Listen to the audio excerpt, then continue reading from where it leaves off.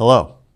It's an honor to spend a couple minutes with the greatest Air Force in the history of the planet. We're the greatest Air Force because of you, our airmen. Your commitment and your dedication and your pursuit of excellence makes us this winning team that is the envy of all others in the world. Chief Master Sergeant of the Air Force, Dave Allvin, and I have been together for almost a year now. And in that time, we've traveled all around the world and we've heard from a lot of airmen. And we've got some feedback. And some of that feedback we've taken back to our senior leaders, senior commanders, and the senior enlisted leaders in our Air Force. And we made a couple decisions. Now, sometimes when those decisions are made, they find their way into the infosphere and becomes very active. And it's a great place to have dialogue, but sometimes that dialogue is informed, and sometimes it's partially informed, and sometimes it might be even misinformed. So ahead of these decisions coming up, we want to take the opportunity to talk to you directly, to give you the why behind some of these decisions that we've made. We've made some policy changes and some updates to standards in the past few years that in the aggregate have become more complicated, more complex. And what that has led to is that they aren't often as easy to understand. And they're difficult to understand, they may be difficult to comply with, and may be more challenging and difficult to enforce. This has opened up an environment in some cases where if these new standards and policies are difficult to enforce, we have selective enforcement. This selective enforcement can lead to situations where the airmen believe that they have the opportunity to do selective compliance.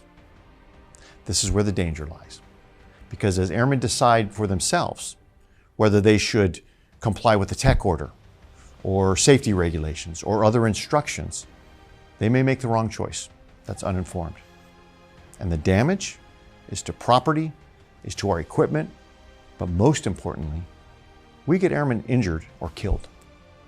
That's what's at stake, and that is what is driving some of these decisions.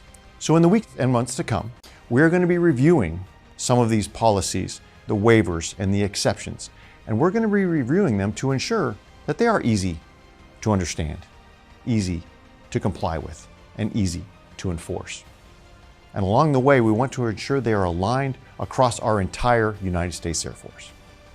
Now, as we make these decisions, we're not going to wait for a year or 2 years to roll out an entire batch.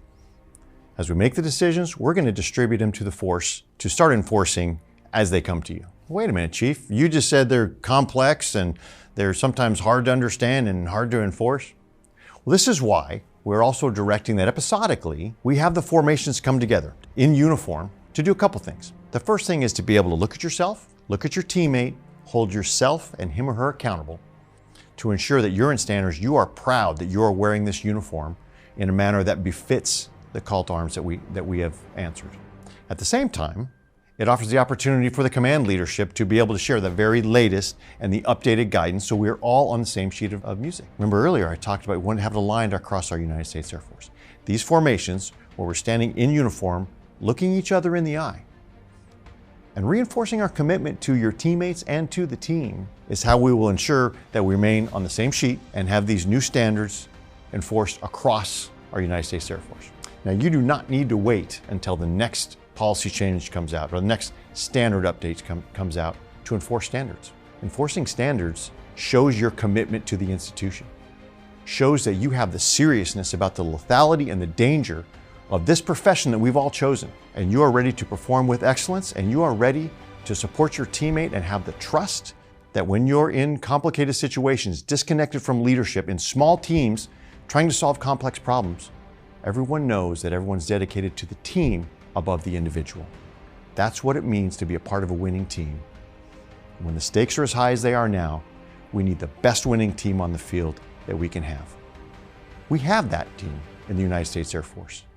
Let's make it better, let's make it stronger, and let's let it win by more by having better standards and accountability and being proud not only to wear the uniform, but to have the discipline that is the backbone of the greatest Air Force in the history of the planet.